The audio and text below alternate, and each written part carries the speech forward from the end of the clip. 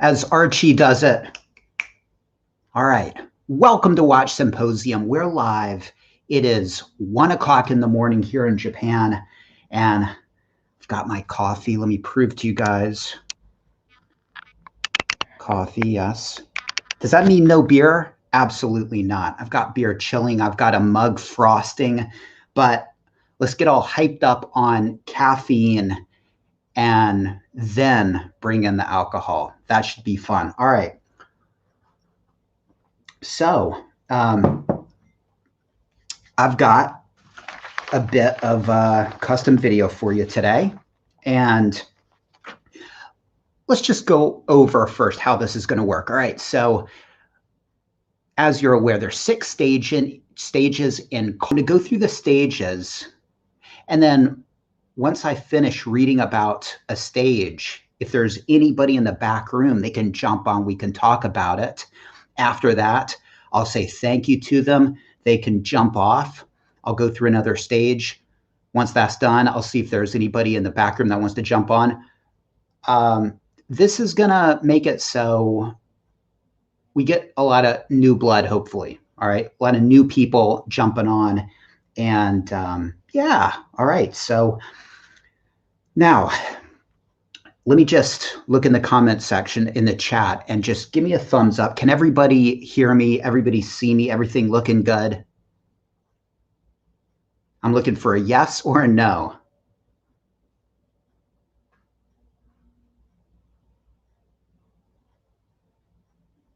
And as soon as I get one yes, we'll continue. Okay. Yes. All right. Blue shirts here. Yeah. All right. Excellent. Okay. So we're on. All right. So now Carl lives in Sweden. All right. And I'm assuming he's watching right now. I hope he's watching. You can always catch it later, though. So I'm going to start out with the first part. Okay. So he writes, "Hello, Austin. I hope you and your family are doing well and keeping healthy. I am a longtime viewer, first-time writer to the channel. I hold your YouTube channel in high esteem due to your deep knowledge and genuine appreciation of the hobby of watch collecting, and maybe most of all, your unbiased analysis and advice for us viewers." All right. Well, thank you, Carl, for this custom video request. All right. So like many people, well, his watch journey, it took a while to get going. All right. And so stage 1, he entitles, "Every journey starts with the first step." And so these are the very first steps in his watch journey. All right. So he says, "I am 41 years old, solid income, and a challenging but rewarding job, which has afforded me some means for this horological interest that literally has possessed me for the last 5 years. Up until 2016, I always wore a watch in some form, but almost without conscious thought, or so it seems to be now. In younger days, I recall a series of G-Shocks, and got some things for you guys to check out. Let me just share my screen really quickly. As we go through, you'll get a little bit of eye candy here.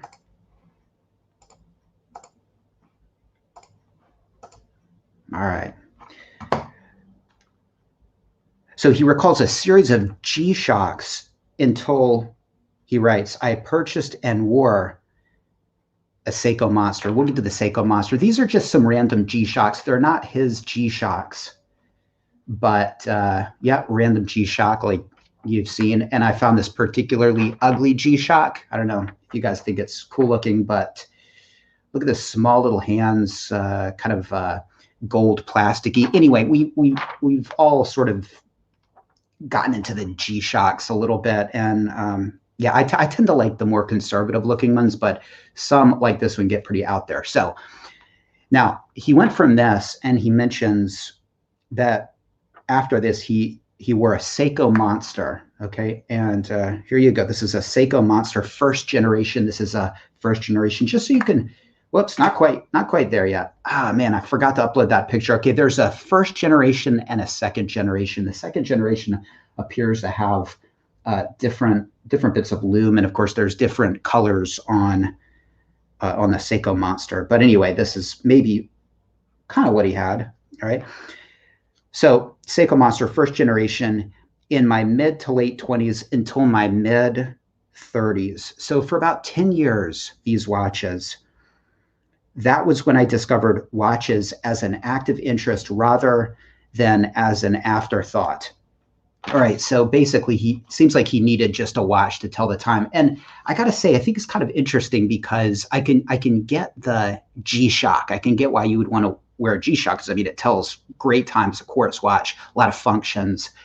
But it's interesting to not be a watch guy and then go for something like this Seiko, because it's an automatic watch.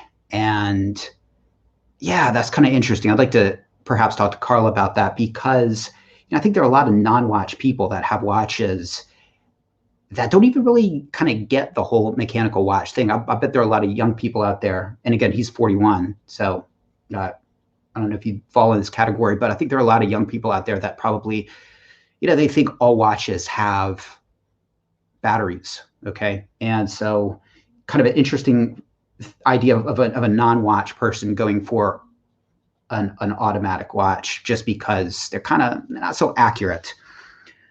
All right. He says, I took my first steps by devouring an ever-growing number of YouTube channels on the subject and drew inspiration and tastes from a wide and almost overwhelming number of sources.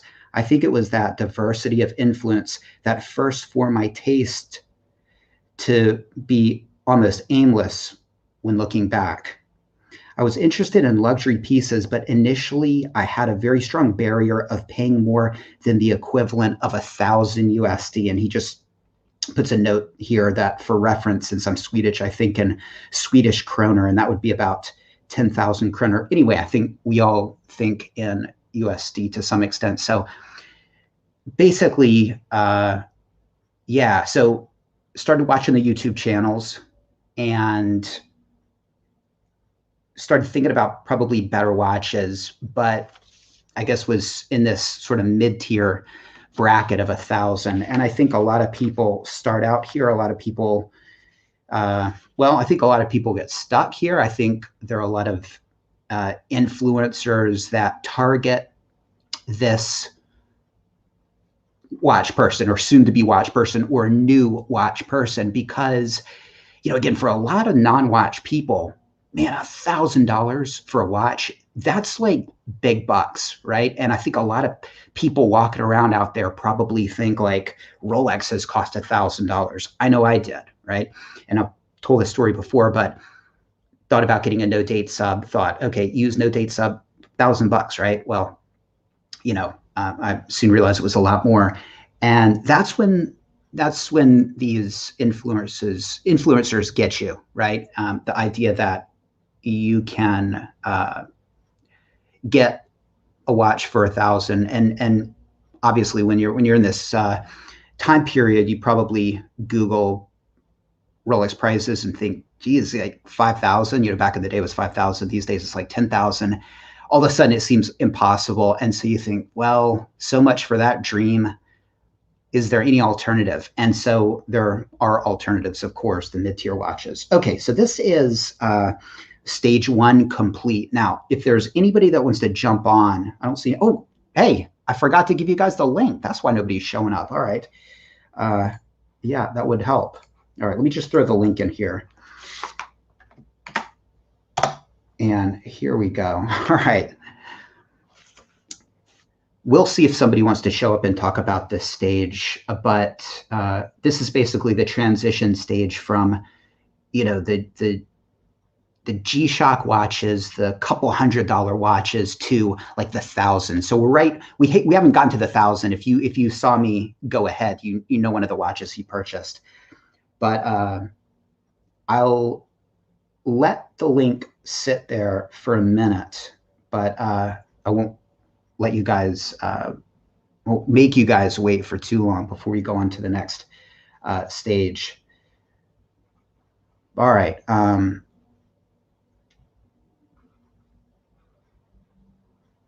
All right.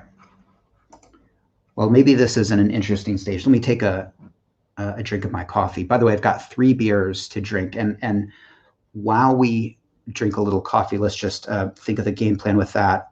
Maybe about halfway through the show, I might start drinking, or I could wait till the end to just chug the beers. They're kind of good beers. I don't know if I want to chug them, but I got to think about how I can get the most mileage out of these beers, and drinking them quickly might be the way to do it if you're trying to, feel the alcohol and stuff. All right, so again, we're finishing up stage 1, and let's roll into then stage 2. Okay, so again, he's looking to lay down a little bit of money, about 1,000. Here we go, stage 2, the first collection. Over the course of 2016 and 2017, I purchased 4 pieces in the aforementioned price bracket of 1,000 USD. The Squale-Matic 600 meter, which is a 44 millimeter watch, cyan blue dial, came on the leather strap, exactly what you're looking at. A Divas Shadow 500 meter watch. This is a 45 millimeter watch, PVD coated. A Sen 104, that's a 41 millimeter watch on a leather strap. This is one on a metal strap. We got one like this on the leather strap. And number 4, a Seiko Prospex SBDC 047. That's another 45 millimeter watch. It's got an integrated bracelet. And yeah, these are all pretty, well, some of them are 45 millimeters, the smallest one, 41, being the Sen. He says all 4 shared some characteristics, divers, somewhat oversized, from brands that maybe tend towards the fashion watch style, or at least marketed by influencers and the like, with the exception of Seiko and maybe Sen. They also show that I was maybe not as diverse in my appreciation of watches as I first thought. Satisfaction from these models was fleeting, and I soon found myself looking at higher tier watches. That was when the idea of a perfect 3-piece collection started to take shape. So looking at these 4 watches, we'll go through, and he mentions influencers. Look, I mean, when you see a Squale, you know who sold him the watch, okay?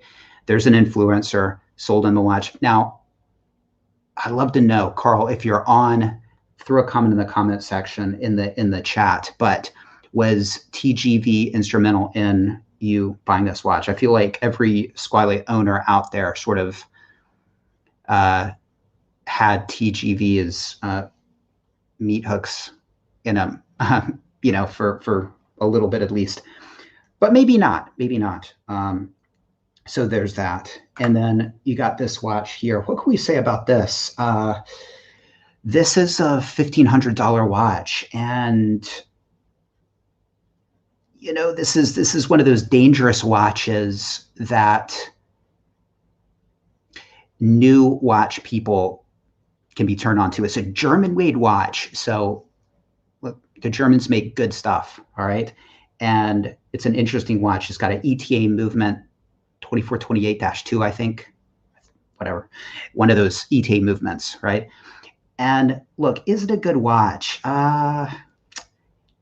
Probably, right? Probably. I mean, technically, like, looking at it, is it going to retain value? Absolutely not. And when you can consider some of the other things you can get for that kind of money, it's a ridiculous purchase. Now, I know a lot of people aren't into the Tudor Hydronaut. I'm wearing one right here, but you could find this watch for that kind of money. Maybe not these days, but I don't know about you guys. I would much rather have this watch than that watch. But again, these are the mid-tier watches, the $1,000 watches that I think people who know enough about mechanical watches to know things like ETA movements know about and can be led to buy and purchase and be interested in.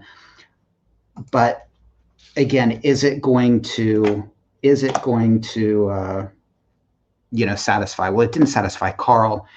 I never went this route. Would it have satisfied me? Absolutely not. I knew better. I knew I wanted a Rolex right off the bat. But I think a lot of people don't. And a lot of people think, well, this is going to be the smart money. The people that buy Rolex watches, they're the suckers, right? Except when it comes to selling the watch. And then the person that buys this watch is a sucker. Now, the question is something like an Omega, and it depends on the Omega, but Omega Breitling, you probably will lose money on those. So I'm not saying that this is a better watch, but anyway, moving on to the next one. Yeah, Zen. Okay, well, again, another German-made watch. This is probably, I don't know the prices on these, but I'm going to say over $1,000, maybe about $1,000. You got the date. It's an attractive watch. It looks classically designed, and I think that's a good aspect of it. And yeah, I would say of these 4 watches, a lot of people would say this is probably the best. And I probably would have gone with it on the metal bracelet because it's a dive watch, right? So that's you want a dive watch that you can actually swim with. And yeah, so I probably wouldn't have gone with it on this bracelet, but still kind of, nice looking. And then of course this integrated bracelet. Okay. I like Seiko watches, but this isn't my kind of Seiko. It's big. What is this? Like a 40, I think it's it's a 45 millimeter watch. It's got a beautiful blue dial. Not sure that I like the bezel. I mean, the bezel's all right. It looks to be, well, I don't know what that is. That maybe it's not Cerachrome. That's a Rolex thing, but ceramic. What can I say about it? Yeah, it's one of those like sort of big. Yeah, it's too big for me. But again, some people might say it's got wrist presence. I like the more classically designed SKX type Rolexes. So yeah. All right. So this was stage 2. So the first collection, and he tired of it. All right. So again, anybody wants to jump on, they're more than welcome. I think I threw the link out there a few times. Let me just redo it, making sure that I'm sending the right link out. We're going really fast through these stages, which is cool, I guess. But yeah. All right. So stage 3. Okay, this is when it starts getting to the good stuff. Okay, and before we move on to stage 3, let me just talk a little bit about stage 2. Again, we're looking at these 4, and I just want to ask the question: is there anybody that just sticks to this stage? And I guess the answer is yeah. I mean, some people just really, this is pushing it right here. I mean, these are like $1,000 watches, and so for some people, I mean, that's just as much. I mean, that's a stretch right there. But do people eagerly want to stay at this level? And Tim is on. Let me add him. Tim, how are you? Hey, what's up, Austin? How's it going? Hey, I'm good. So we're in between stage 2 and 3. And so thanks for jumping on, by the way. Hey, no problem. So do people stick around at this level, and are they satisfied? I mean, what's your take on that? I think as long as they are stuck in the community, in certain community, I think you can you can continue get the feedback, right? So Yeah. as long as the people are part of the community and they're staying in there. But like for example, if one person in the community were to get like some higher level watch, then it can kind of put cracks in there and create doubt. Absolutely. Yeah. You got to surround yourself with other like-minded people that Yes. like mid-tier watches, Yes. right? Yes.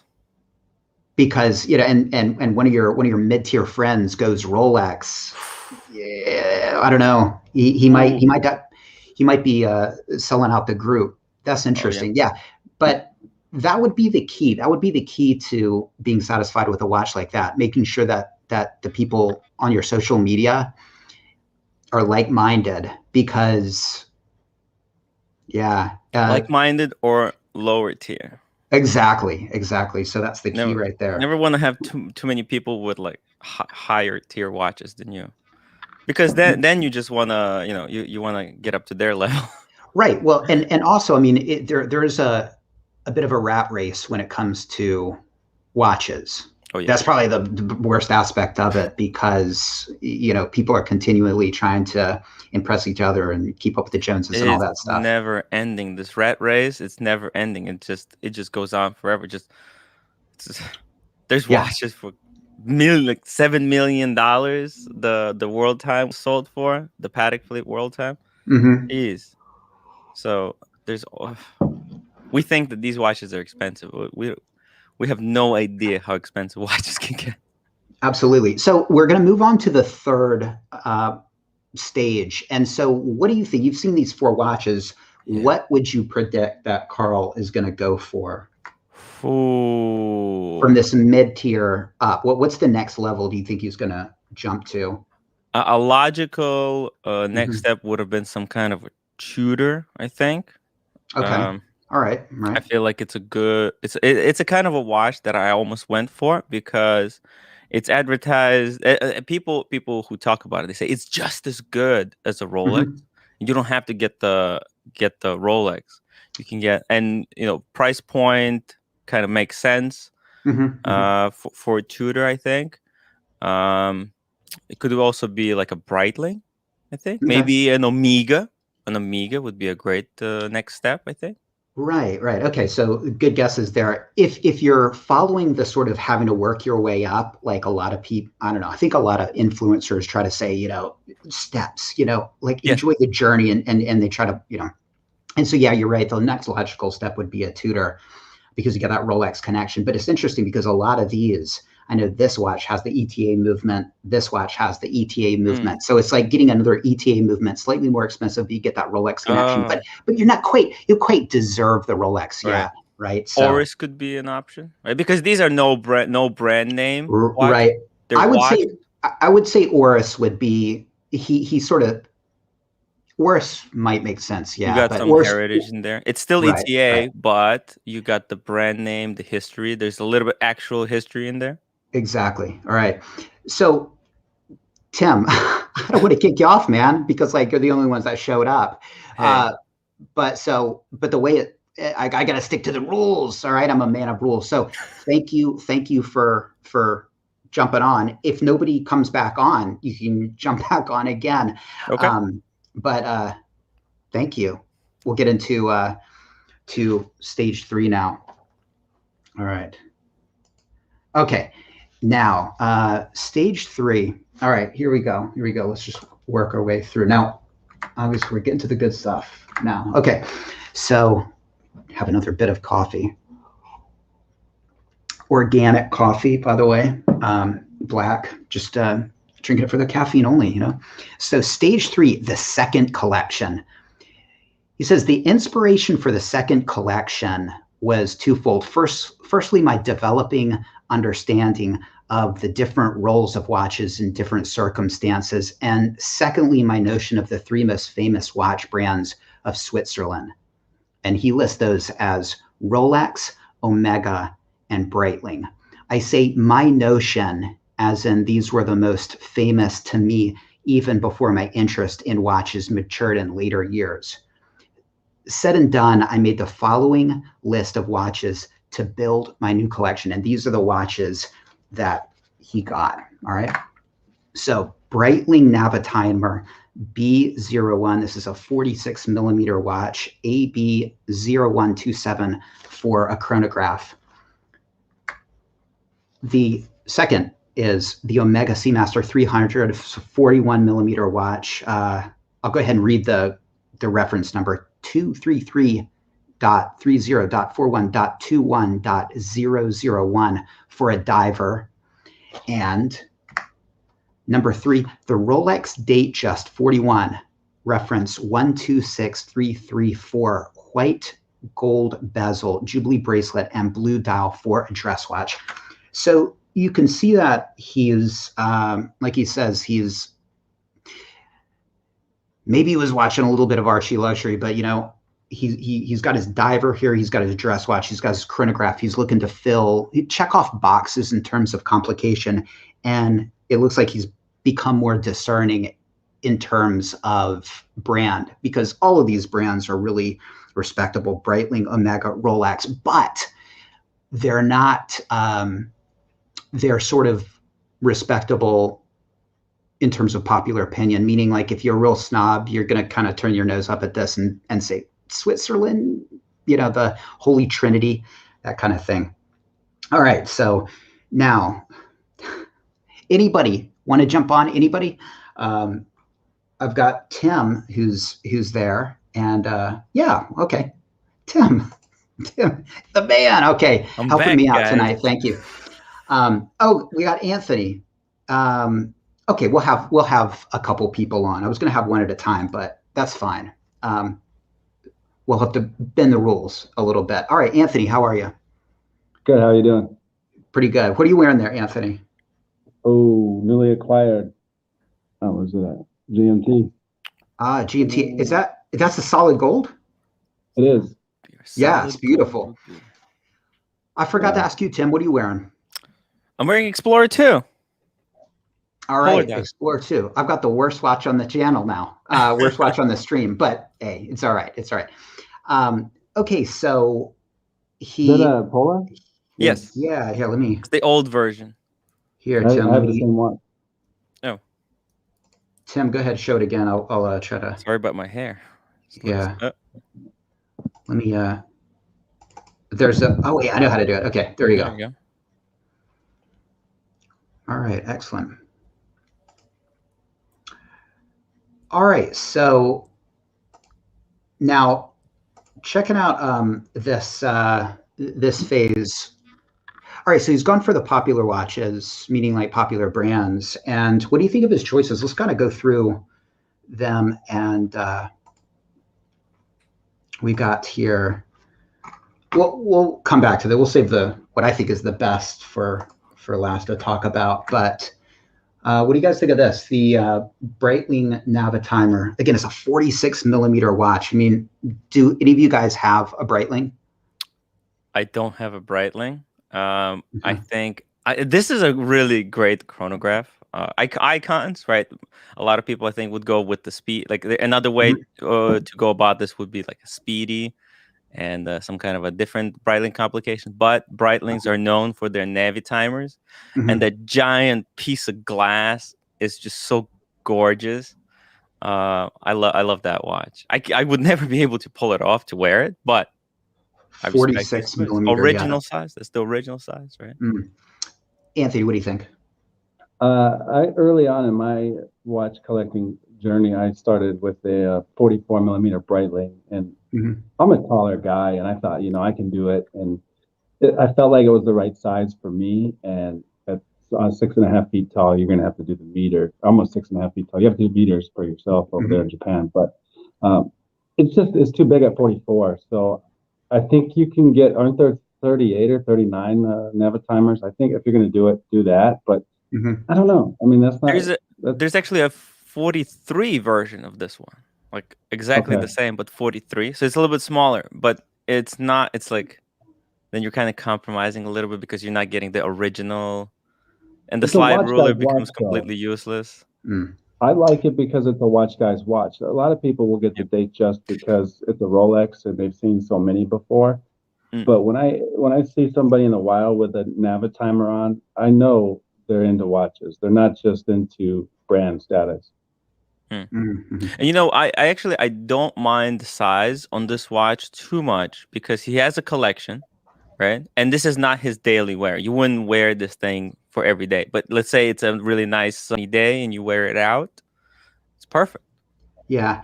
I think when you're new to watches, you might think, I'm spending all this money on a watch. I want one with wrist presence. I want one that I want to get my money's worth. And so I can imagine somebody wanting to go the big size. Now, the thing about Navitimers that always interests me is the busyness of the dial. I mean, like there's so much on the dial, and part of me would kind of want to figure what all that out is and figure out how to use this stuff. Obviously, like if you're not a pilot, it might not mean much, but that could be kind of interesting. But it's just so it's so overkill that it's like it's a little too much for me. I think I'd feel like I couldn't quite pull it off. You know what I mean? It's like it's sort of like wearing in my opinion, a watch with a helium escape valve as like me. I mean, am I a professional diver that will ever go into a diving bell? Do helium saturation? Absolutely not. So I wouldn't want that on. And I feel like the same thing about that watch. It's like it's too specialized. So, but of course it's the real deal, I guess. All right, moving on to the next one. What do you guys think of that? Now, Anthony, thoughts on it? So I was trying to join this stream while you went through this selection of watches. So we got an Navitimer. It looks like we have an Omega here, and then there was a Datejust as well. Is this Aquaterra, or this is a Caesar 300? I'm sorry, James Bond edition. No, I think it's kind of. I don't think it's the James Bond. I think it's a 41 millimeter. He does talk about the James Bond one a little bit later, but it doesn't have the sort of the lollipop. There's no 007, no branding, James Bond branding. But I'm saying like that NATO strap that was like used, I think, in the James Bond movie. It's it's very probably one of the best James Bond kind of reference watches that reference James Bond without explicitly pointing it out on the dial somewhere or on the back. Yeah, it's really cool. Yeah. I think this is beautiful. You have a bracelet, don't you? I mean, and then you buy the NATO separate. I think if you're gonna get a watch, that's the way I've always purchased: is buy the bracelet and get the watch. Get the NATO later. Yeah, that's what I would do, because he doesn't have a bracelet. He might have had it. This watch is gone, but he might have had the bracelet. I mean, you can see this is a Omega NATO strap, but yeah, I think it's a beautiful watch. 41 millimeters. I mean, that's fine. I typically no like helium escape valve. No helium escape valve, but also no date. Yes. But let me read. Well, before I get to that, let me move on to this. And this is a Datejust 41. And what can we say about the Datejust 41? I mean, is this the configuration you would go for? 41 millimeter instead of 36, fluted bezel versus the smooth, the Jubilee versus the Oyster, or what? Well, personally, I would go with the smooth bezel and Oyster bracelet to save some money. However, yeah, because to get the Datejust. Exactly. But if I had a lot of money, this is like a perfect way to do it. This is a quintessential Rolex Datejust with the iconic fluted bezel. Poof. Yeah, people would give you shit if you got the Oyster bracelet and the smooth bezel. They'd say, you got to get the icon when it comes to the Datejust. They give you a hard time. But would you get the 41 or the 36? Ooh, Tim? 41. Okay, I would go 36. Now I have a 36 over there in black that I'm holding on for someone, and it's a little bit too small, especially on the Jubilee. Yeah, I don't know. I think your perspective might be off because you got that 42 millimeter Explorer 2 on, right? That's messing with your head. It does. Now, Anthony, what about you? You're a tall guy, so. Yeah, if the 46 Navitimer's in the conversation, then certainly the 41 Datejust. The 36 is going to feel far too small if you think you can wear a 46 Navitimer.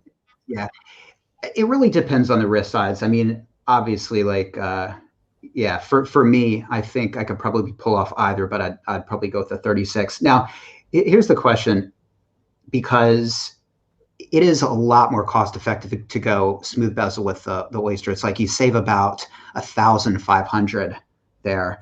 And so, but I've started to like the Oyster and the smooth bezel more just because it's more sporty. So I was asking myself if I was buying 36 millimeter, 41 millimeter, and they said, you know what?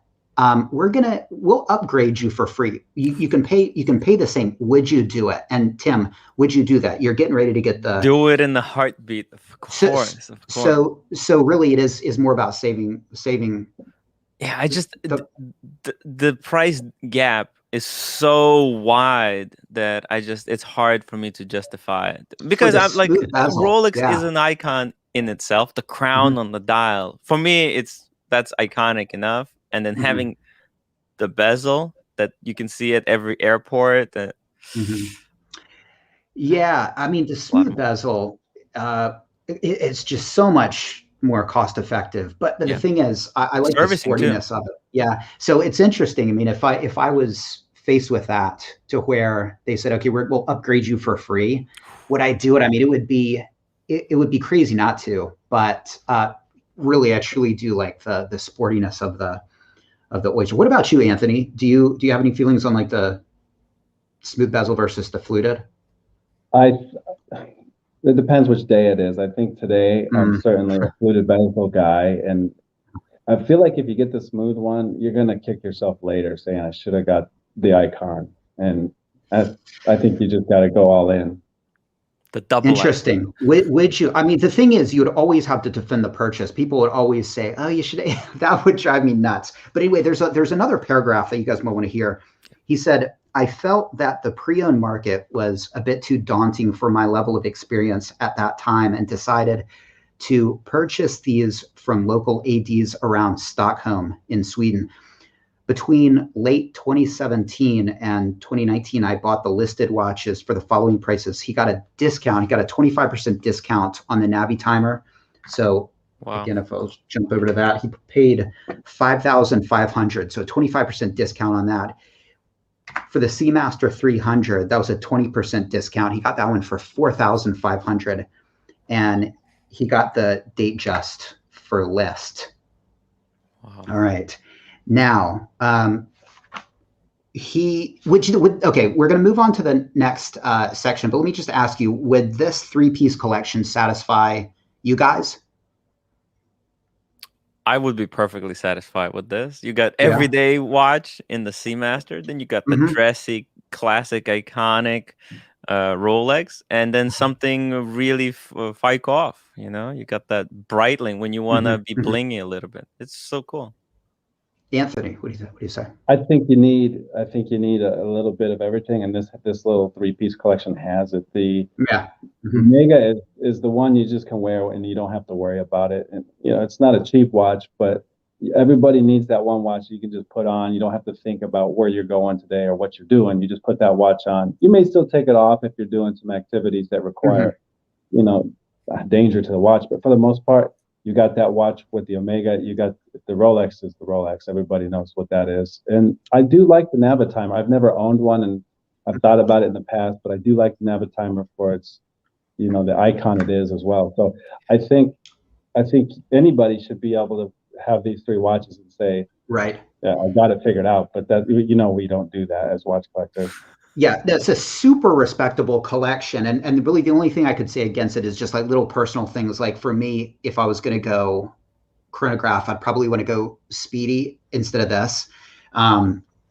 But this is beautiful. I think this is great. You get your diver here. And of course, what can you say against a Rolex? Now, it's interesting because this was 2017, and that was back when you could get the Rolex, but you couldn't get... So I guess my only point in bringing that up is that in 2021, this is an amazing collection, but in 2017, this Datejust was probably kind of like anybody can get one of those at the AD, not that big of a deal. Here in 2021, it's awesome. You can't find this watch, so it's a better collection in 2021 than it was in 2017. But if it was back in 2017, I think I would always say to myself, yeah, I wish I could have gotten the Steel Sports Rolex, right? If it was 2017. Yeah. So, all right, we're going to move on. I'm just going to take you guys off while I read the thing. Feel free to stay on and jump back on. But yeah. All right. So, all right. Now, was he satisfied? No. As we often do, we want to change things up. And so stage 4, Liquidation and Journey's End. That's the title of it. He writes, by 2020, I had achieved my ambition. My perfect three-piece collection was secure and all was well, or so I thought. So he had had this for about 2 years. And that's about the time when you start to feel the need to move, sell something, get something else. You know, the watch you've been wearing for 2 years that you loved when you first got it 2 years ago kind of starts to doesn't quite float your boat as much as it did when it was brand new. He writes, a feeling best described as alienation started to come upon me when I wore my watches during that year. Alienation. That's interesting. The Navitimer was my most used watch.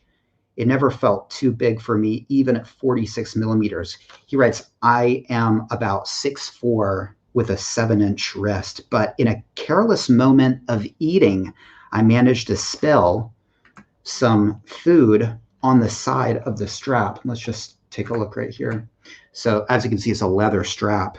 So he spilled some food on the strap, which left a stain on the leather, which stared back at me every time I wore the watch after that.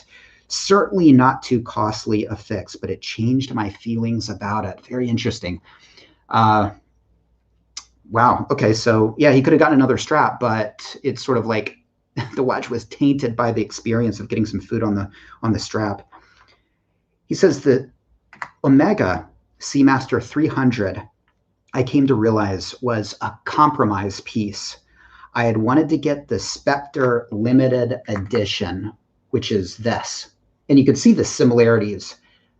This has the lollipop secondhand, really cool watch, and not a lot of, 007 branding on it, which is what I like about it. Here's another sort of look it has, and you can see maybe that's the look he was trying to achieve with this one. But he said, I'd wanted to get the Spectre limited edition, but could not at that time justify the price difference for essentially the lollipop hand, which was the main attraction for me. Me too. I think the lollipop hand is so interesting. The result was that I never really fell in love with the Seamaster, and it spent more and more time in the watch box. Finally, the Rolex Datejust 41, the most valuable piece in the collection, the most desirable also possibly. This I wore the least since I bought it, and it is only now I realize why. It was just too big on the wrist. So 41, I guess, was too big for him. He says, I almost had a feeling of vertigo as it seemed like the dial of the Datejust 41 smeared itself over my wrist like a melting clock of Salvador Dali. It was when I saw one of your, oh, this is interesting, okay. I feel responsible for this part. It was when I saw one of your videos of watch shopping around Tokyo, and you discussed the dated design of the fluted bezel, making it a, quote, old man's watch, that I unconsciously stopped wearing it altogether. Oh man. So I called it a old man's watch, which I guess compared to the fluted bezel, it looks like an older man's watch. That's not to say it's not cool, but he must have felt the same. Didn't wear it after that. Perfection eluded me once again, and striving for it had made me feel even farther from it than I had. Let me read that again. Hold on. Perfection eluded me once again, and striving for it had made me feel even farther from it, in that I had invested financial resources into these pieces I now felt estranged from. In the summer of 2020, matters came to a head as I, in the span of 2 months, first purchased a fourth piece, a pre-owned, right here, a pre-owned Jaeger-LeCoultre Reverso Grand Date box and papers, and then sold my entire collection. I felt I was buying watches for others, not me. So he bought this, and by the way, here's just another version of it with metal bracelet, which I just thought this picture was kind of interesting. And then he bought this watch and he sold everything. So he liquidated. And let's talk about this. All right, so I'm going to add my two guys onto the stream. And again, jump on. I'm going to put the link into the stream, into the chat, I should say. And again, if you want to jump on, you can. But what do you guys say about this? He sold everything. He bailed because, well, for a couple different reasons. First of all, I guess some weird things that I thought is this was too big for him. It was weird. The 46 millimeter chronograph, this one was fine. It was like his daily wear, yet he thought this was too big. Very strange. I mean, that's a 5 millimeter difference. And he liked this one instead of this. This was a compromise piece, so he could never really, he felt like he settled for it. There's a lesson there. And yeah, okay. Anthony, any reactions to that move? He's liquidated everything, including the brand new Reverso he got. I think here's my take, and this is kind of directed at you, Austin, because I think so many of us find our way through Instagram or YouTube watch personalities. But when we tune in to watch your show and you say something, whether you think it or not, there's so much value that we place on that. So when you said it was an old man's watch, unfortunately, it's sad that he went that way with it. I think the date just can reflect your personality in many ways. If you're old, yeah, it'll do that. But if you're young and hip and exciting and you got a big personality, I think it can heighten that personality. You just have to play with the watch itself. So that's sad that he did that. I don't like compromise watches, so I know why he sold the Omega, because you didn't get the one you wanted, and he ended up with a JLC, which I recently acquired one. I haven't even worn it yet. It's going to be the watch I wear for my wedding, but that's a cool watch, and I think it's cool because guys like you and Archie and you hear these people say they're cool, and you get them in your hand, and they're cool because we've been told they're cool, but they're really actually cool. So I don't dislike his moves. I think his moves were done because he felt he needed to make those moves, and I've done the same thing. So. Yeah. Tim. Wow, what a fascinating journey in terms of events. Oh, we're halfway there. We're just halfway there. This is quite a ride. It just goes to show how the watches, they're not just pieces of steel, the representation of how we interpret them and how the society at large interprets them. And then we reflect on the interpretation of the society onto the watch, and then back it up. So it's like and seeing this guy struggle with identity, like trying to understand who he is, like staining a watch, and then he staining the leather strap, and he feels like it's a stain on like his life. It's just these watches, because we spend so much money on them. I think he felt something. I think something that he would not have felt with the lower brand watches, right? Because there's so much emotion, so much more emotion when he talks about these watches. It was a compromise. It was stain. It was old man. These are all things that this has nothing to do with watches. It has to do with his personality and his psychology, and something that he had when he was getting the Squally, he was just getting a fashion statement. You get this, and you get so visceral. Yeah. I get the gist that he, with the Squally, he was sort of led into that. He mentions influencers, but it's interesting. Yeah. He buys these watches, and he talks about this alienation, and so I almost get the feeling that he bought these. He started listening to different people, better people. He bought this better set of watches, and he got a better set of watches. But at the end of the day, he looked back at them and he thought, I don't even know if I liked them. I feel like it's like he took, maybe he absorbed a lot of, YouTube influence and stuff. And then sort of woke up one day and he was like, I don't know if I really even like these watches. It's interesting because he goes through and he talks about what exactly it is about each watch that he became disillusioned with, and just to touch on it, like the Austin, I have a question for you. yeah, go for Do you it. think he didn't like the watches, or he didn't like what these watches said about him? I think Because when you said it's an uh-huh, old man's watch, right? He looked uh-huh. at it, and I feel like he thought that this makes him older. No, well, I don't think I made him think that. I think he looked at the watch probably and And he thought, felt. yeah, I think. I kind of agree. I think there are people that if you Mm, don't agree with that, you're gonna mm. call me an idiot and you're gonna say, I love my fluted bezel watch. You're totally wrong. But if you kind of have that sort of feeling of like, yeah, I kind of think it might be, and then I say it and confirm that, I think maybe that was going on. You get it in your head, and you make Right. it true. If you think about it and you focus on it, you can make it true. Yeah, I have a feeling that he was sort of I don't know. It was almost like he had arrived and he had gotten these watches, but How old maybe was he? this was in 2020, so just last year, and he's 41 now, so it would have been 40. Wow.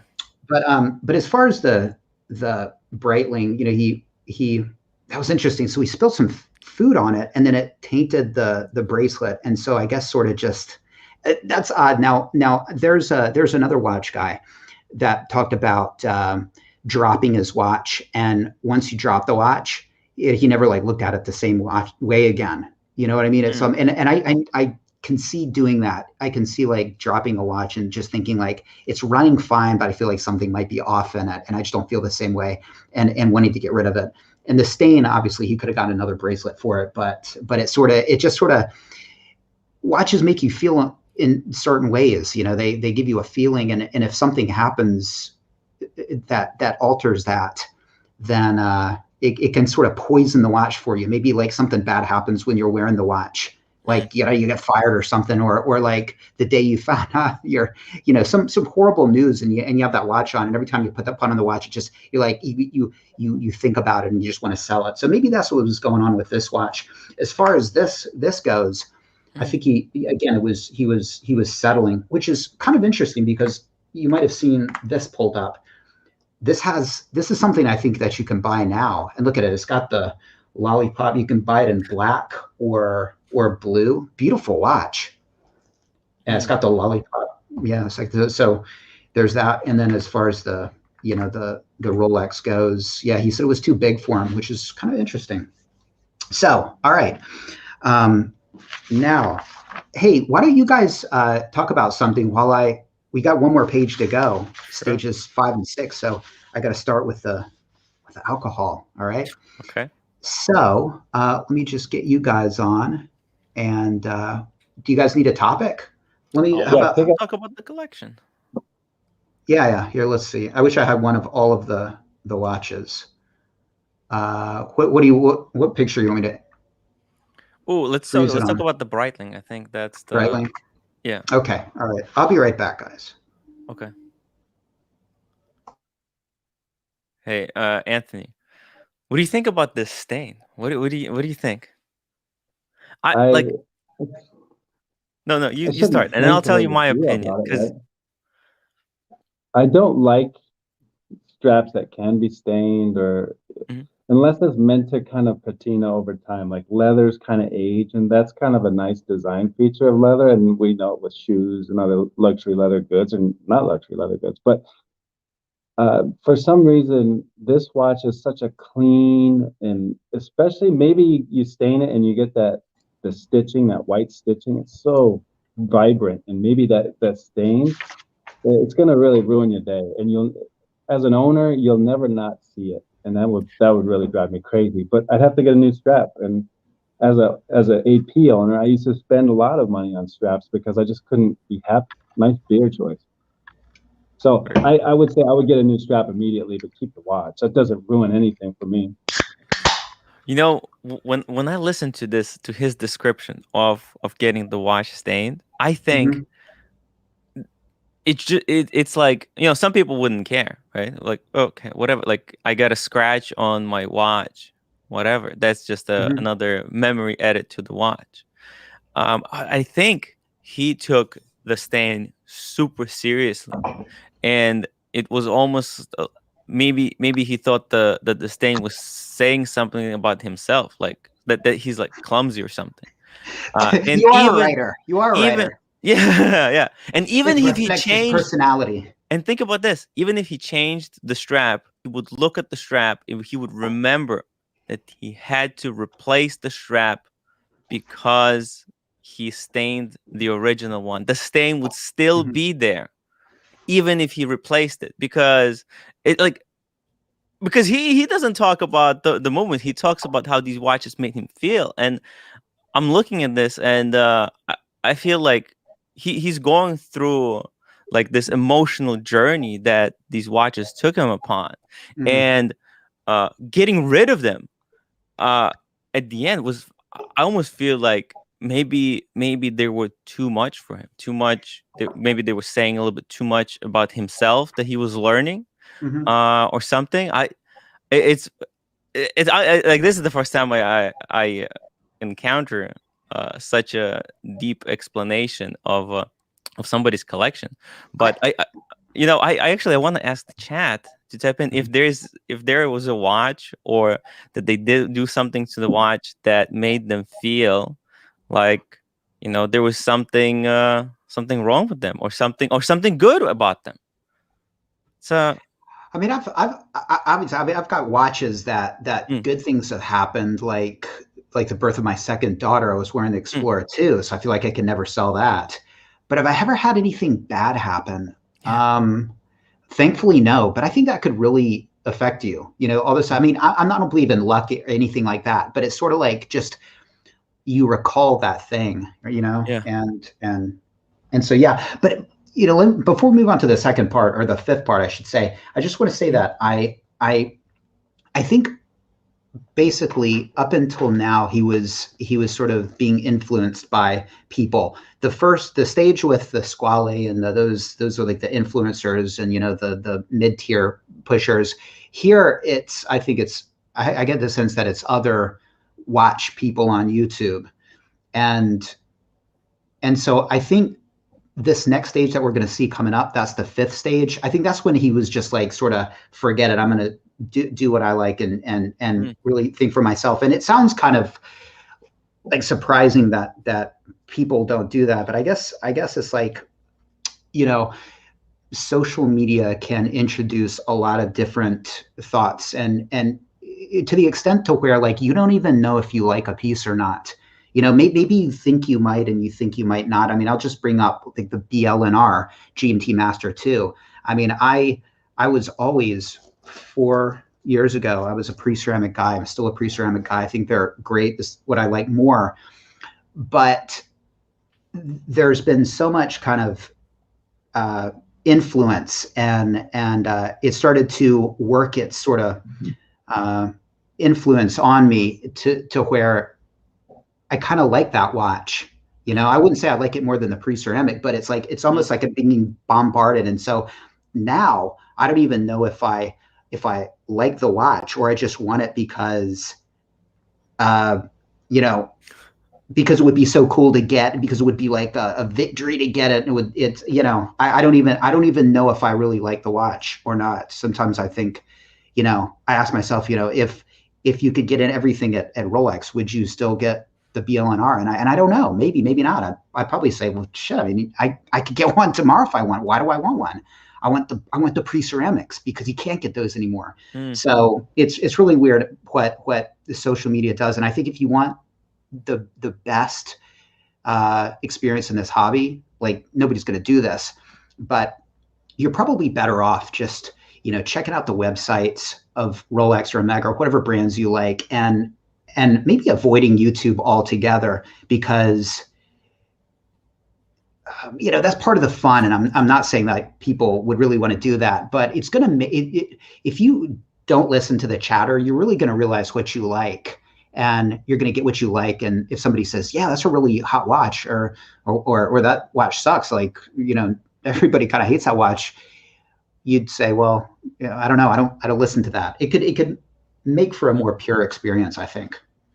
So, all right, well, let me move on to stage 5. Okay, Thank you, guys. I'll just put you in the back room for now, okay? And again, let me throw on the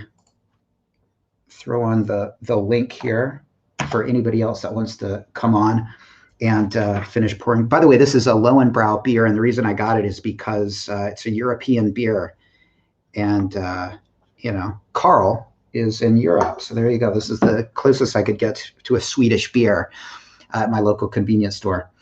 All right, now I'm having fun. All right, now all his watches are gone. Okay, so he didn't have anything anymore. This is stage 5. Rome built again. By the fall of 2020, I was a thirsting man in the desert, no water or watches near me. Financially, I had made a loss on both the Navitimer, right here that you're looking at, and the Seamaster. Broke even on the Reverso, so he broke even on that, and made a profit on the Datejust. I still craved watches, but how could I avoid repeating past mistakes? In a moment of introspection, I decided to hang on to the following from this experience. And so these are sort of truths that he derived while he was watchless during this time. And the one bit of truth he found out about himself is, number one, I was still interested in having icons. Okay, so icons, watches with significance. Number 2, my love for the brands Rolex and Jaeger-LeCoultre. And number 3, that I added complications and diversifying into other materials than just steel watches. This, I don't quite know what he's trying to say here, but if I can offer an interpretation, I think he's to that I added complications. So I guess he is becoming more interested in complications, and he talks about diversifying into watches that aren't just steel. Okay, just perhaps precious metal watches. He says rebuilding efforts were almost immediate, and in the last 6 months, my current collection is as follows. All right, number 1. Hold on a minute. Whoops, am I going the wrong way? Yeah, here we go. Okay, number 1, Omega Seamaster 300M. It's a 42 millimeter watch, two-tone steel and rose gold on black rubber strap, black dial. He's got the reference number. You guys can Google it. Box papers. He bought it new on the gray market for 6,000 USD. All right. He also got a Rolex Daytona 116520, steel bezel, white dial. This is a 2008 model with the in-house caliber and engraved rehaut, box and papers, pre-owned, got it for 22,000 USD. And number 3, Jaeger-LeCoultre Duometre, a chronograph. And this is a 42 millimeter watch in rose gold. It's a 2020 watch, box papers, pre-owned. He got it for 24,000 USD. You can see the back, and it's quite an amazing watch. And boy, there's so much going on with this watch. I mean, when I first saw this watch, it was like I know exactly how my wife feels looking at my GMT Master 2 with 4 hands in the bezel. It's like, what the hell is that thing? Well, what the hell is this thing? This is the time here. And then basically it's like all the gold hands on it deal with the time, okay? And all the blue hands deal with the chronograph. It's got a mono pusher chronograph. So you got the time here, seconds here. This right here is the chronograph second hand. When you push that pusher up there, then this goes around, all right? And you've got the minutes on the outside, the hours on the inside, and then it's also got a minute track right here, so you can see the minutes. And this speeds around and gives you, I guess, like it divides the seconds up into 1/6 of a second. So you can see a really cool video from Watchbox, where Tim Mosso goes into this watch. You've got power reserves right here on the left and on the right. That's for the two barrels right here. You can see the two barrels. One of the barrels does the time. The other barrel does the chronograph. So when you're running the chronograph, it's got this whole nother power, power source, and so it doesn't affect the timekeeping. And apparently that there's a couple different kinds, and according to Tim Mosso, this is the less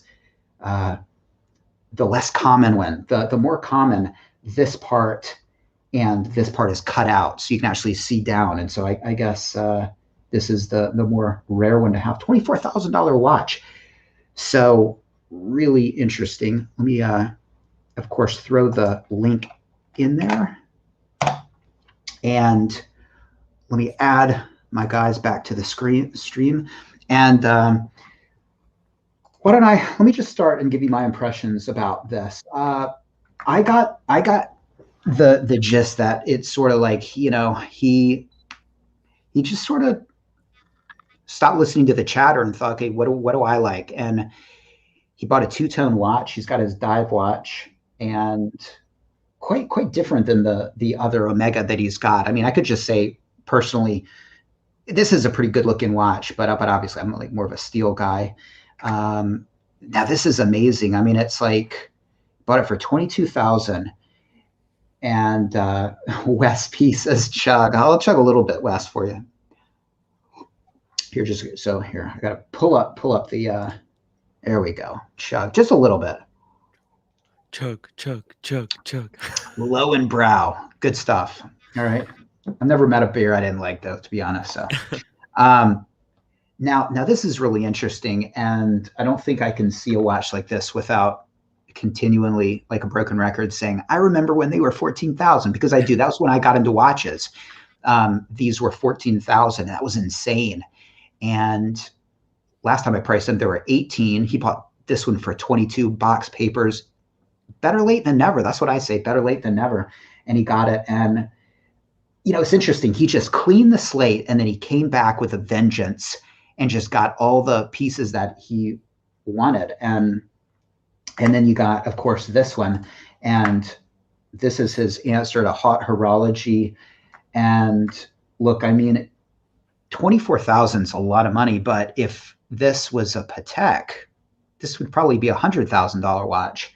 So this is a way to get your hot horology still somewhat affordably. And what does he have? He's got his dive watch. He's got two chronographs. This is a chronograph. He's got his dress chronograph. He's got his sports chronograph, and he's got his wearable dive watch. And very interesting. And let me open it up to you guys. Tim, what do you think? Ooh, so he breaks a lot of like rules that we have in horology, right? Like what one would like what? Yeah, like one diver, one dress, and one GMT. He doesn't have a GMT.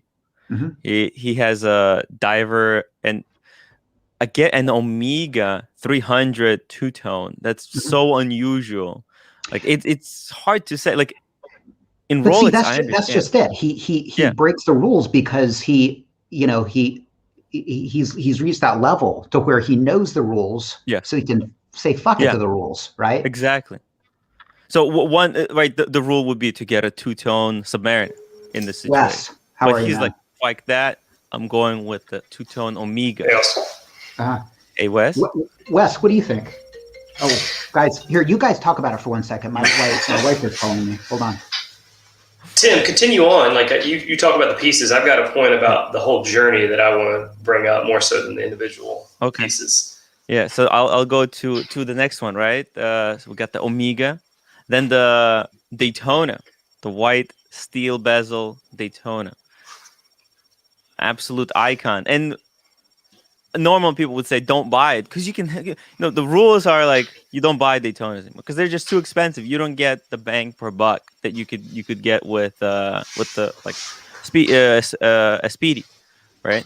So again, he's breaking a second rule. And then with the Jaeger LeCoultre, another chronograph dress watch for kind of purists. Jaeger-LeCoultre to begin with is a purist watch, but also a Jaeger-LeCoultre is the reverse of the one that most people would. That's like, those are the rules. You get the reverse from Jaeger, but he goes for this thing that's so under the radar. It's fascinating stuff, and obviously, like, it's hard to. Whereas before, you could look, because a lot of the times I think people try to read others on the watches they have, and if they have like a bluesy Submariner, you can say, like, people can make a lot of assumptions about that person. But with this collection, it's hard to say what he's like. Very peculiar. Wes, what were you gonna say? Not so much about the individual pieces. I'm just kind of fascinated at the journey. This one's I'm more interested in the progression the whole way. So, the fact that he sold all of the pieces and then moved back in, and I thought long and hard before I started my journey. And I sat here, when I was hearing the first 4 parts, thinking, are you someone that do you tiptoe into the process? Do you go really slow and calculate and find out what you really want? Or is it the other way around? Do you have to just dive in, buy pieces, find out what you like, find out what works for you, and what they say about you, whether you find out, it's, I've been influenced and I'd rather have something else. Like, what's the right way to do that? And I've often wondered that about myself. How do you get that experience as a collector to find out what you really like, and unless you do this? So props to the guy for just sort of hitting the reset button. I don't think I could do that. I'm too invested in what I've got, so that's crazy. Not easy. Absolutely. Yeah. That's one thing I really like about what he did. It's like several times he just sells it all. And it's like, that's got to be really freeing. I mean, I could never do that. And look, if you've got Rolex pieces, you really have to be careful, because if you sell them, well, if you buy them back 5 years later, you're probably going to be paying a lot more for them. So it could be pretty expensive, but those kind of moves are pretty cool. I got to give him respect for that. Impressive. And Anthony? I think the progression that's gone on here is perfect. If when you start buying watches and someone says, hey, you're going to spend $24,000 on a JLC, you're going to just go to your loved ones, maybe your spouse or whatever, and say, I like watches, I'm spending 24 grand. You can't really do that.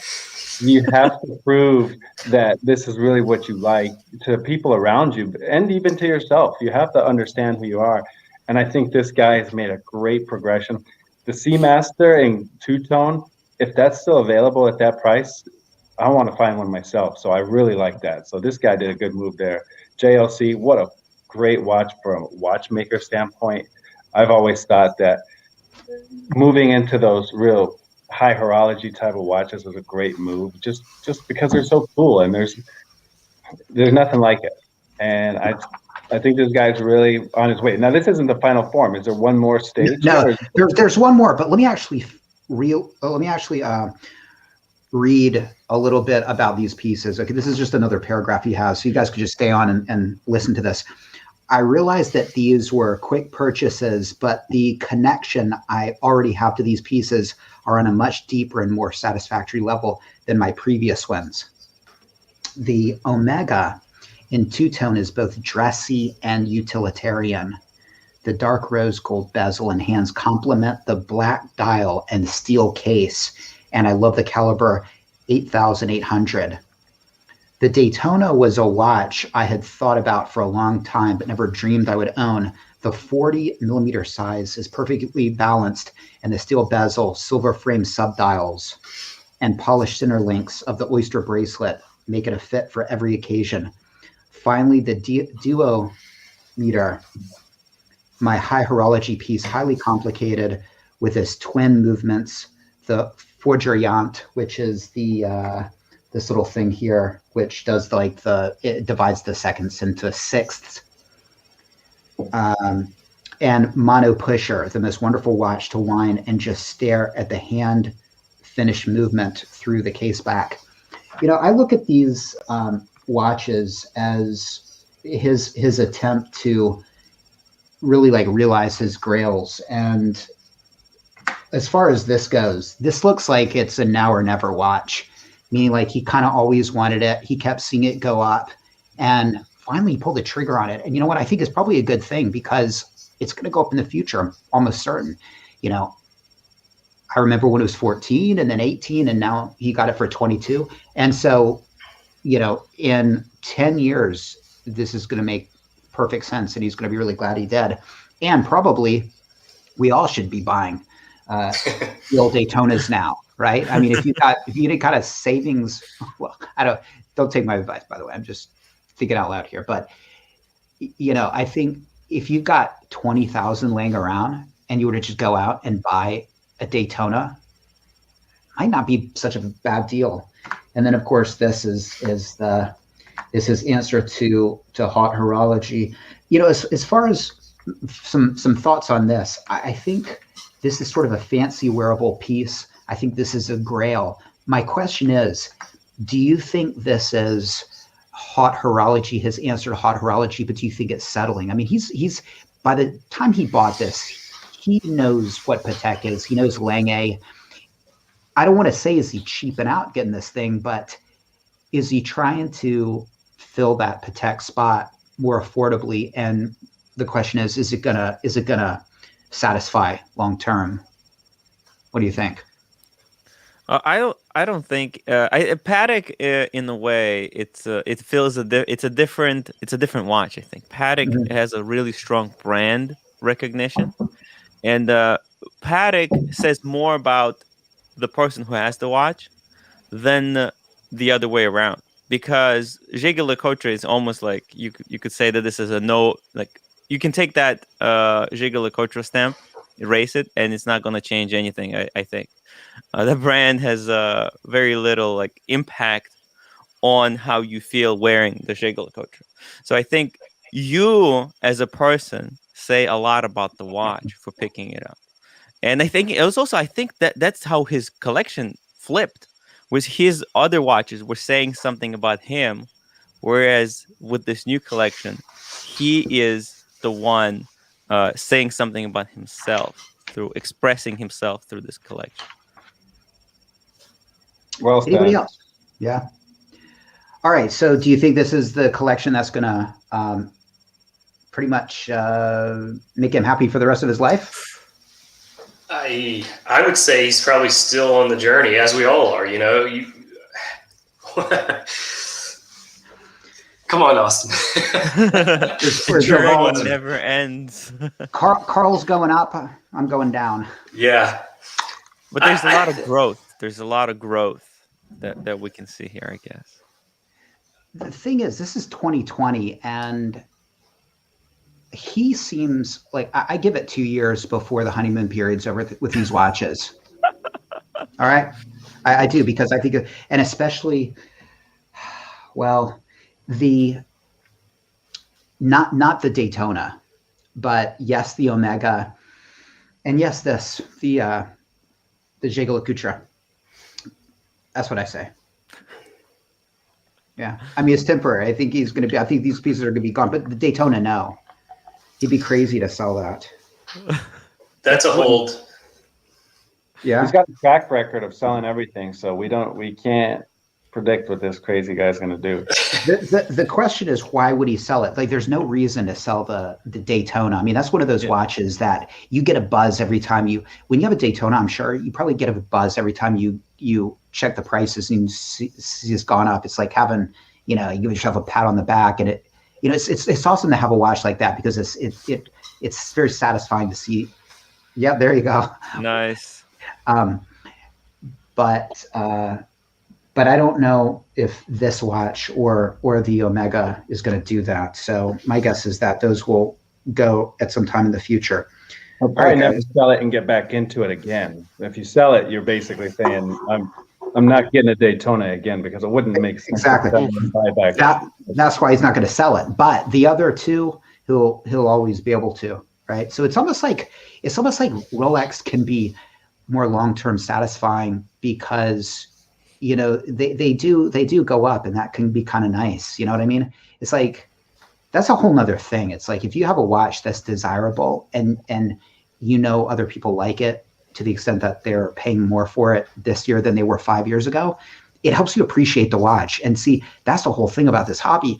We don't appreciate the watches. You can have a really good watch, like some of these Omegas that he had, but it's real easy to not appreciate the watch. But when you have the people clamoring for them and you're like, I've got one, then it helps you appreciate it. And so I think that can add to the satisfaction that's going to allow him to keep his Rolex, but that's going to make him want to sell the other ones. You need to have a lot of willpower in order to keep the Jaeger-LeCoultre and I think that Omega, because when somebody wears like a Daytona, right, they always get the reinforcement from people around them, like, oh, what a cool Daytona, what a cool watch. Exactly. Wow. Exactly.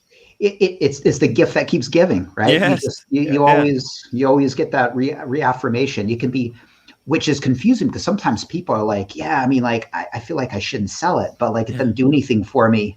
Yeah. You know? So, all right, let's see. Well, should we talk about the future? Yeah. Yeah. Should I kick you guys off and do that? I don't know why I'm kicking you guys off to read it, but it helps me We'll focus just mute on the mics. Here, let me kick you guys off because the reason I like it is because you guys can do what you want. I see people adjusting things and you guys can kind of chill and do things and it gives me a little bit of wa, which is Japanese for peace of mind. See, by the way, Budweiser. You don't appreciate Budweiser until you come to Japan and only see it once in a blue moon at stores. And then you're like, cool, Budweiser. So it's all about, getting what you can't have. Budweiser's shit in the States, but here in Japan, it's kind of a special thing. All right. So the future, stage 6. From here, I plan on the following pieces in order of purchase, though I most likely will not be getting any more in 2021. Number 1. Hold on. Rolex GMT Master 2, either the Batman on an Oyster, and this is the reference 116710 BLNR, or the black ceramic bezel 116710 LN. I love the GMT complication and would like to own the Rolex Maxi case. I will not be getting the model on the current Jubilee as it does not appeal to me, but things have changed. And this is interesting because he sent me this before, Rolex had made the releases and the bracelet is updated. So now he can get his Oyster bracelet on the modern GMT Master 2. All right, so number 2, Rolex Sea Dweller Deep Sea, reference 126660. Love the dial and the sheer brutality of the watch. He never says if he's talking about the James Cameron or the all black, but he talks about the dial, so he must be talking about the James Cameron. Number 3, JLC Reverso Grand Calendar Moon Phase. Love the moon phase and the very symmetrical dial as opposed to the cutoff numbers on my previous grand date. That is beautiful. And he ends with this. He says, I would love your comments on my watch collecting journey, your analysis of my planned purchases and alternatives that I might have overlooked. Kind regards, Carl.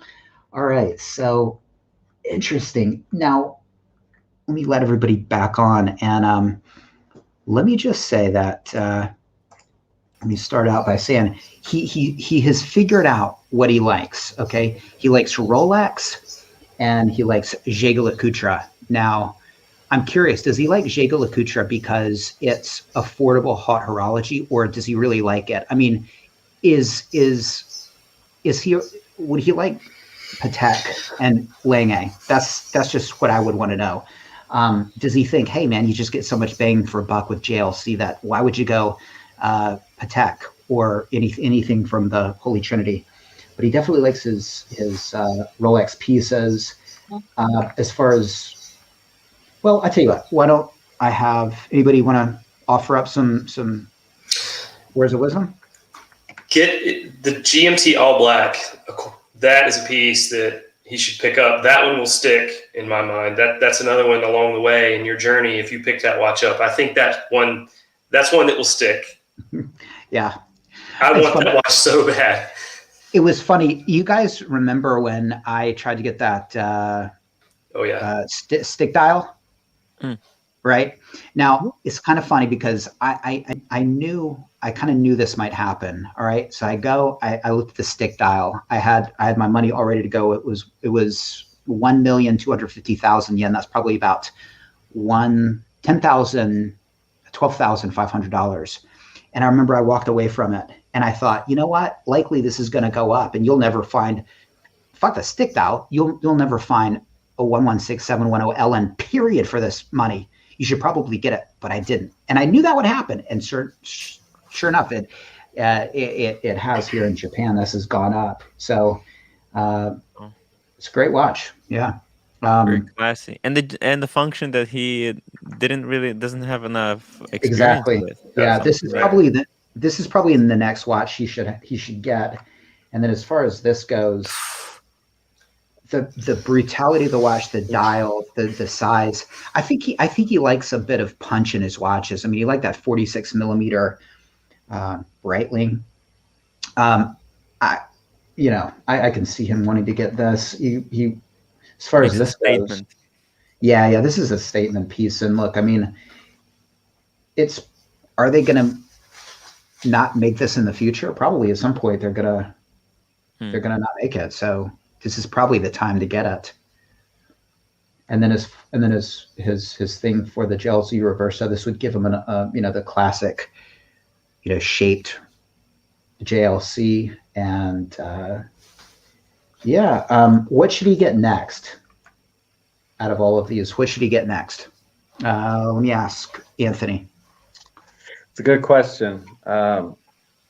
He described the James Cam, or he described the Deep Sea in a certain way that really makes me think there's something about that watch he likes. He didn't necessarily describe the GMTs the same way. He just said he wanted one that didn't have the Jubilee or whatever. So I think for him, I would probably go Deep Sea. I know a lot of people really like that watch. And man, that's a really neat watch. And then I'm afraid with the Reverso for him to get that soon, because he just let go of a Reverso, obviously a little different Reverso, but I feel like that probably could come in later. So I would say probably Deep Sea, add a GMT. I agree with Will that said the LN perfect watch for the price, especially. You get a value over the black and blue bezel, and then add the Reverso in that order. I think those would be the pickups I would make. Anthony, I agree with you. And at first I thought, well, you don't have a GMT, so you should get the GMT first. But I think there'll always be time to get in GMT unless you want to get this one. If you want to get this one, you should get it now. Get it now. Yeah. If you want to get a Jubilee braceleted BLNR, I think you got time to do it, because I don't know. I don't think they'll go up. So I agree with that. I think you should get this next, then this, and I think there's always going to be time for this because JLC, they're not going anywhere. Right, exactly. And the reason he likes this one is just because the numerals are whole. It's got a more symmetrical look to it. But, a friend of mine has one of these, and I had a chance to handle it. It's a beautiful watch, but I think even he's planning on getting rid of it because his collection has grown with so many Rolex. I think, but that's a gorgeous watch, especially those like this picture doesn't do justice to that watch. Like we look at it like this way, but there's so much depth to the dial, to the bezel, those lines. It's just, when I tried it on, it's like sitting at a 80s diner. Such a cool watch. Yeah, it really is. I'd love to see what's on the back. I don't know what's on the back, but it's an open. You can see the movement. Okay, good. Yeah. All right. So, are there any alternatives that he should get? He was asking about alternatives. Well, yeah, I mean, of course. That was brutal, and it's a GMT. You get both. Here. Ooh, wow. And that's solid yellow gold. Rose gold. Rose. Okay. Yeah, that's really nice. Two-tone's also an option. I decided I wanted two-tone at some point, and I thought, do I want two-tone or do I want full gold? And I just don't want to pay for full gold.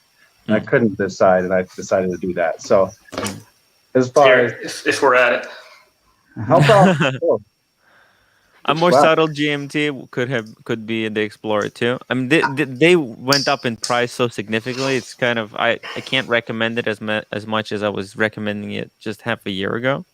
But still, this is a solid choice. I agree there. I think that's a perfect opportunity to get an everyday Rolex that you. There was a video a long time ago where Austin said if he had to take one of his watches and put it on his fist and grind it into the earth, he said it would be the Explorer 2. And I think because of that, you know why? Extra value. It doesn't have a rotating bezel, so the dirt cannot get underneath. That's a great value. I think it adds an aspect to that watch that you don't have to be as gentle with it, but you still have a damn cool Rolex. Absolutely.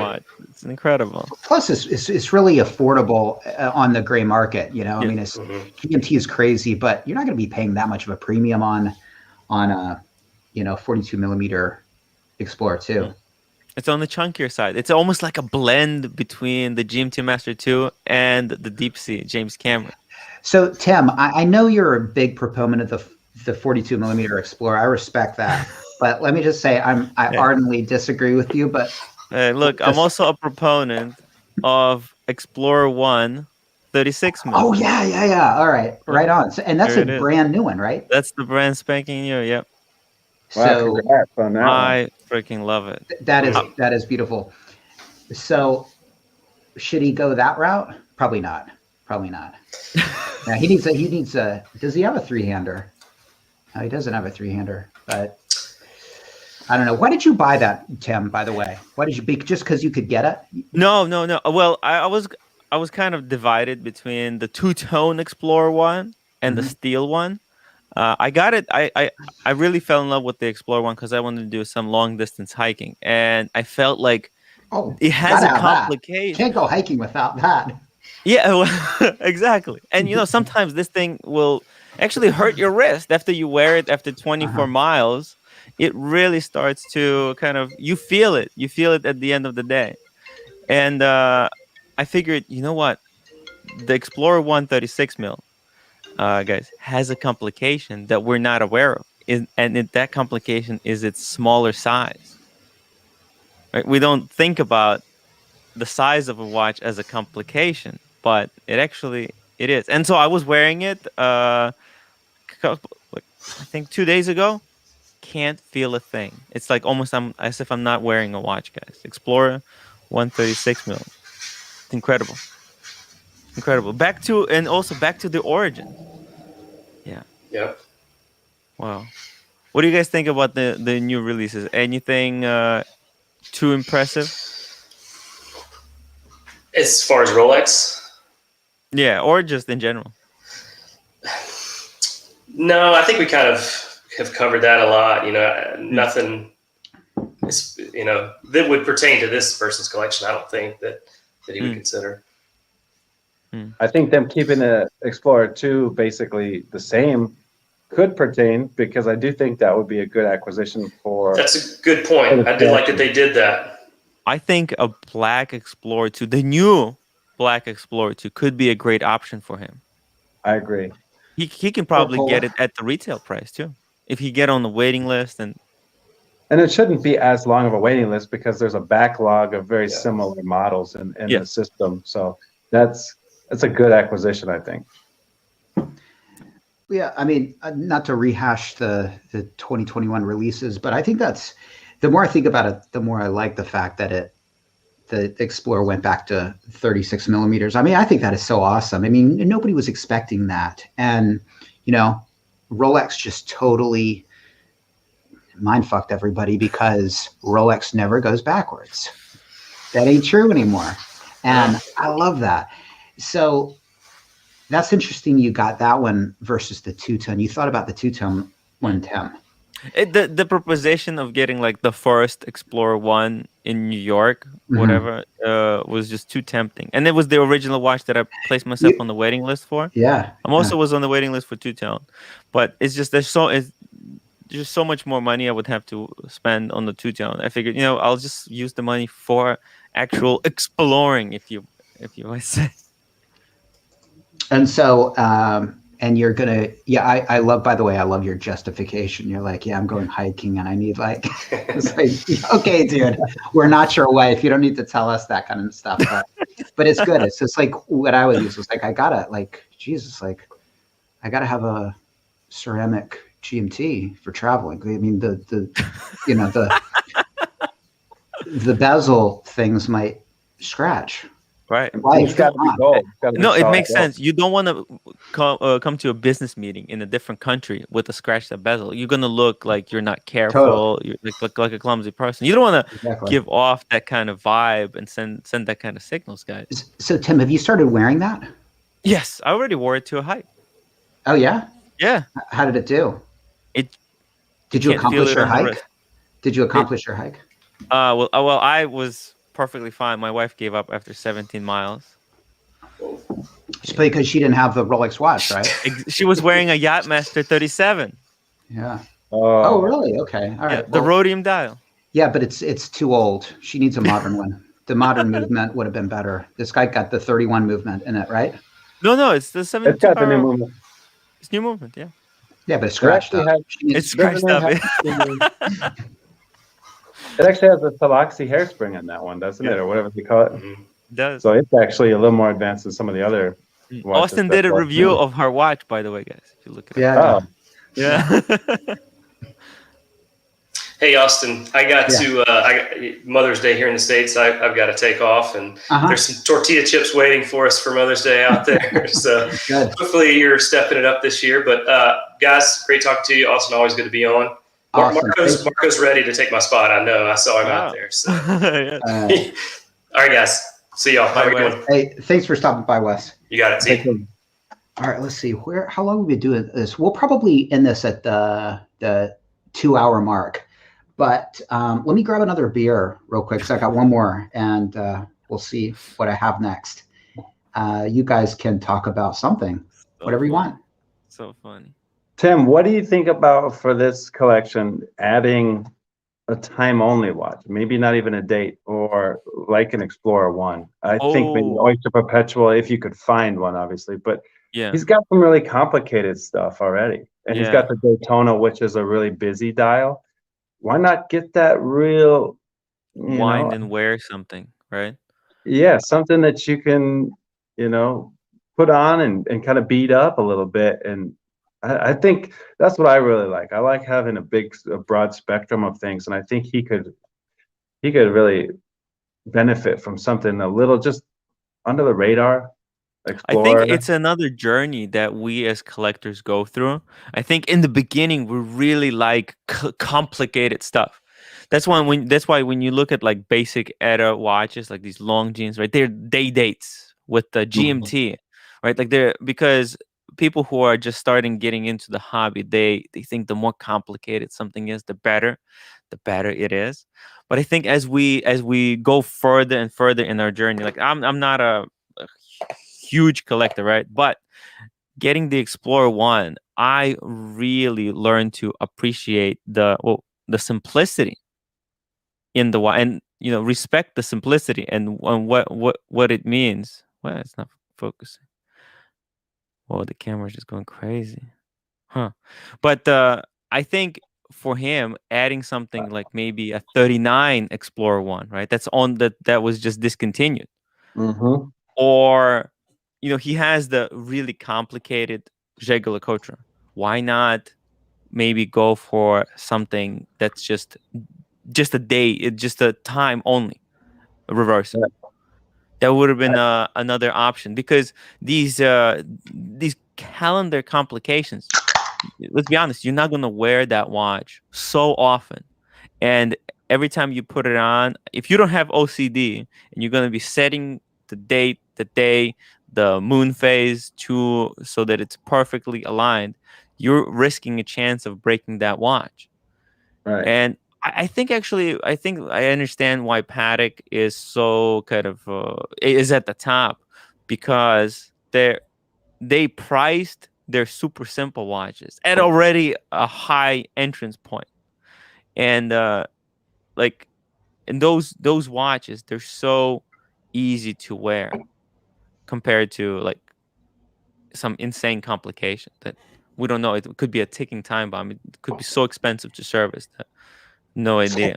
Tim, I remember hearing or reading social media wise, you were like thinking about getting a Patek. Do you have Patek, or are you thinking about getting one? Or Well, I am on the waiting list for the Aquanaut. I don't know how long that's going to take. all right, Yeah. okay. Just a very simple Patek. My dad has a 5196 in rose gold. Okay, all right, interesting. A All right. simple one. He doesn't let me bring it on the show or anything, or make a video about it. It's very annoying. Does he want to ever want to come on your show? No, he's not. You don't want to do it? Yeah. Yeah.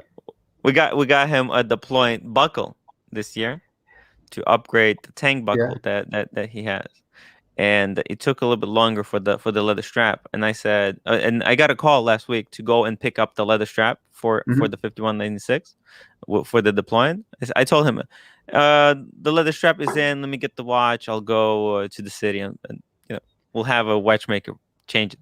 And he said, no, thank you. I'll do it myself. He never goes to the city. It's so annoying. Well, that's good. He's got a good watch. That's awesome. Yeah. So, okay. By the way, I want to extend the invitation for Carl to come on now. Carl, like, I don't know if you're watching right now, but if you are, come on. If you want, if you don't want to, that's cool. No worries. He was a bit hesitant, and I just said, have fun, right? Have fun, like enjoy it, comment, because the last thing I want is him to feel pressure. Yeah. Doing things live, it can be kind of a bit of a pain. Oh, yeah. But he's on. Carl, I can see your face. Now, you wanted to be anonymous before I let you on. Are you okay?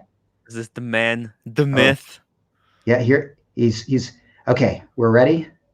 There we go. Okay, here we go. Here's the man, the myth, the legend. Carl, how are you? Hello, Carl. How's it going? I mean, I've been listening to everything, and it's quite interesting to hear you talking about me. It's like being in the center. It's a bit uncomfortable, but it's very interesting, and I appreciated all the comments, by the way. So I'm sitting here with all the watches here. Yes. Is that your daily wear? To be honest, this one has spent the most time in the safe, actually. But I still love this so much. And one thing I didn't mention in the email I sent you is the depth of the dial. I think that's something that there's this the hour markers are very tall. So it's always interesting to look at the. Tell us about getting that watch. I mean, okay, so it's a two-tone watch, and of course, not only is it a two-tone watch, it's an Omega, and so you got to be careful buying Omegas and two-tone watches. I mean, they don't hold their value, so we've been taught. And the rubber strap, right? That you can't stain. Yeah. so tell me about buying that. I mean, was it just something you liked? Yeah, this was actually a picture online, and it sort of sent me down the rabbit hole of getting it. And I actually went to the first I went to the AD that sold me the Seamaster 300, and I was going to do sort of like, because they take in pre-owned watches, but it was actually more financially sound to sell the Seamaster 300 to them, sell it back to them, and get the money and buy this online from a reputable gray dealer. So yeah.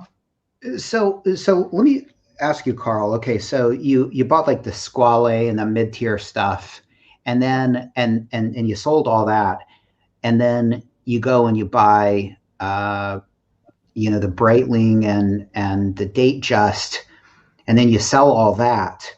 Now, up until that point, when you sold it all, okay, up until that point, I mean, were you am I right in saying that you were sort of influenced by people and you're sort of still kind of figuring out what you liked, and that when you crossed over and you got the, what was it? You got the ones after that, which the Datejust and the Navitimer. Yeah, that's not when you sold those, and then you got the current collection you have. Is that sort of you sort of just kind of saying, okay, like I figured out what I like, and I'm done listening to the advice and that kind of thing? I mean, am I interpreting that correctly? Was that you becoming autonomous and thinking for yourself? I think so. Yeah, and I really like Tim's sort of deep analysis of that. I think there is a lot in there, because when I sort of when that first idea came that I should get a Rolex, a Breitling, and an Omega, that was sort of me thinking these are watch brands that you should own if you're interested in watches, and right. then yeah, and then you kind of realized you kind of realized like, okay, that might be what you should own, but Breitling doesn't really do it for me. It looks like you've decided that Rolex and JLC, those are your two brands. Am I correct in saying that? Okay. Yes. And yeah, talking about Tim and the staining, I've got to ask, did you feel like it stained your soul? That was very deep, of course, but no. And actually, the picture I sent you of the Navitimer was actually an older picture, because I changed the strap before the food stain, and I had a gold colored leather strap, a Breitling original strap, but the light colored one, the tan color, sort of, and so of course the stain was a lot more pronounced on it. And instead of getting another strap, it just kind of ruined the watch for you? I think it sort of ruined the feeling of it. Yeah. Interesting. And, yeah, I mean, I could have changed the strap, but no, it sort of never took off from there. But the memory would have been always there, right? Yeah, I think so. I think the positives and negative memories, I think you talked about that very well. But one thing about the sizing here, which is interesting, I think a lot of watch YouTubers, and you touched on it all, I think, about the wrist size, but I think the size of the hand is also an important factor. Yeah. So for me, I think I have a fairly sort of large pack of bananas there. Let me just read this, Carl. Sorry, I mean, it's your show, you paid for it, but let me read this. This is soul reading starts at $5 big boy, and it's so funny that Toyota Mo says that, because my next question, and this is, if you guys haven't seen this live show, it means nothing, but I was going to ask Carl, do you have a soul? Do you want to answer that, Carl? Okay, yeah, you do? Okay. I think I do. I mean, yeah. All right. Now, some farmers don't. I don't. So I've heard, but you're not a farmer. So the collection. Right. Okay. Right.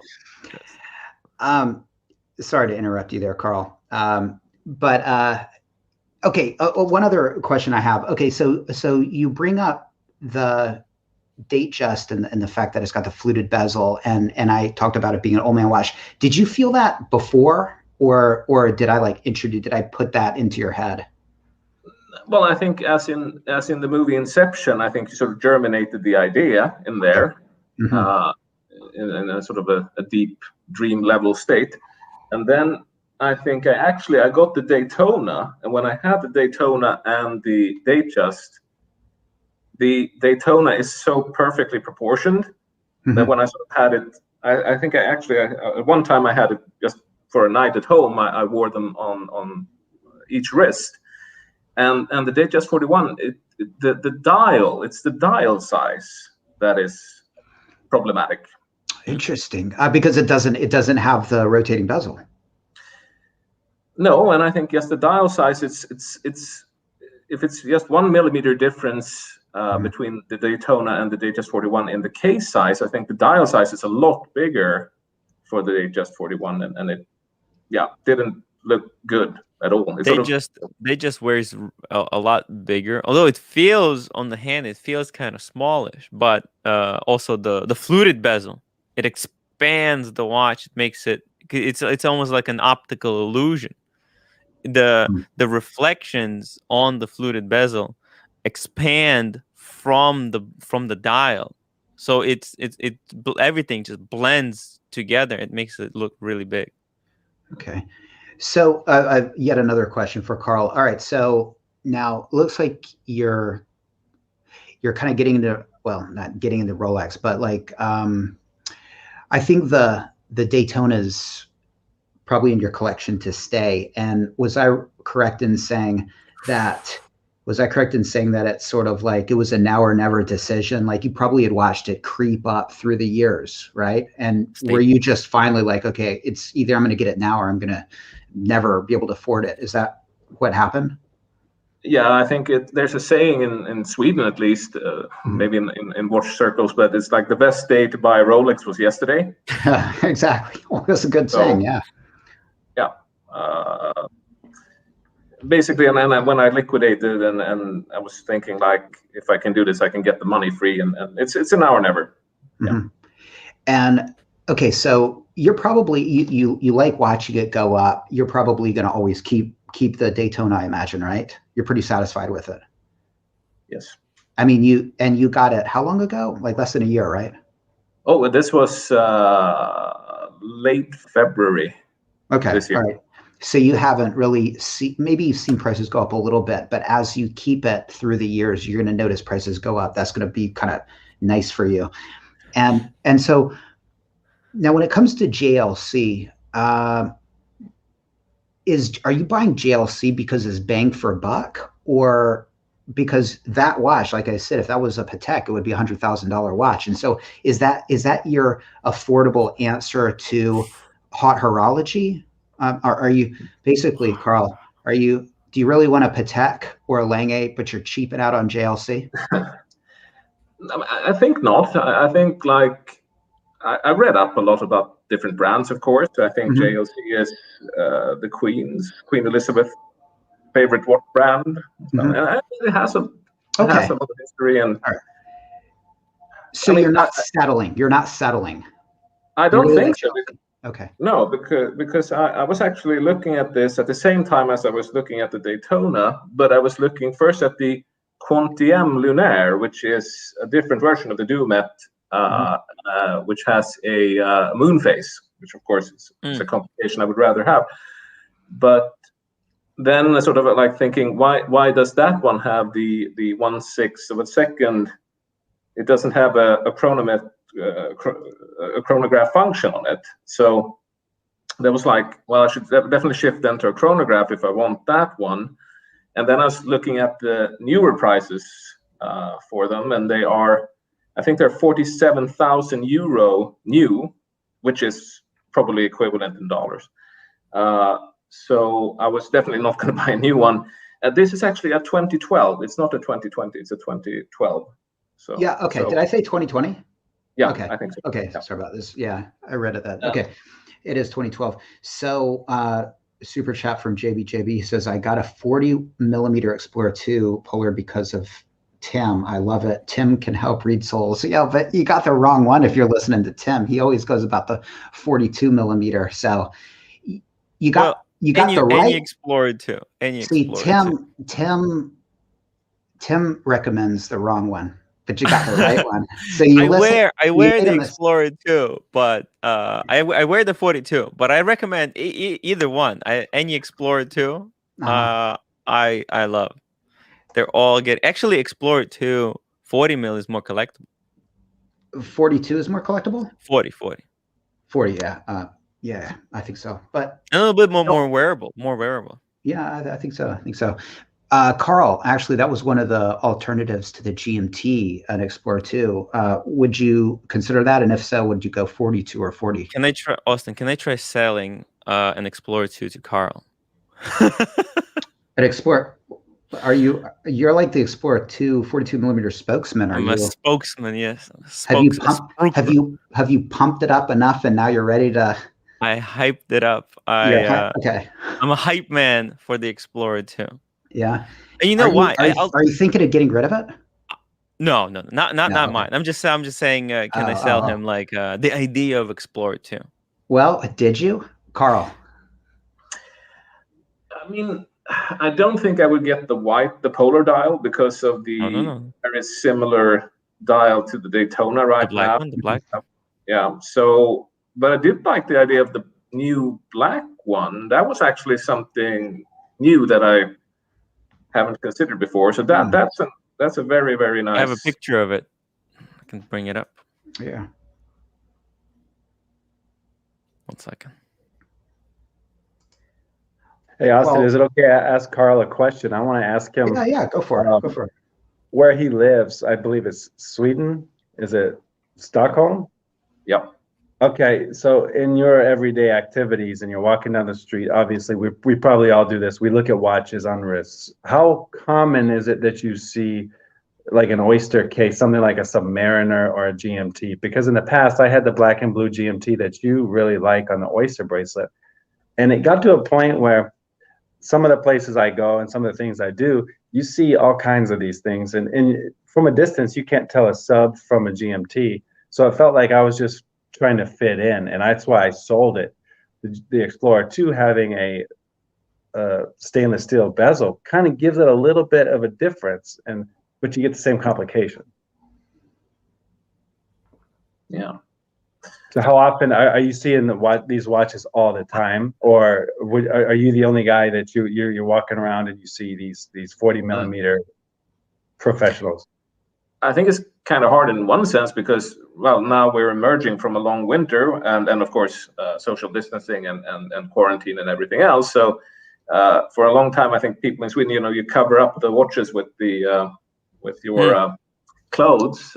So not very common to see other people, but I haven't really noticed too many people. No, so but watching this one with the orange hand, it definitely has a different sort of definitely sticks out. Yeah. Carl, so the really cool thing about this watch is because you brought up two ideas of a watch that you want to get. You wanted the Sea Dweller and the GMT, and this is kind of a in between watch. You get the best of both worlds.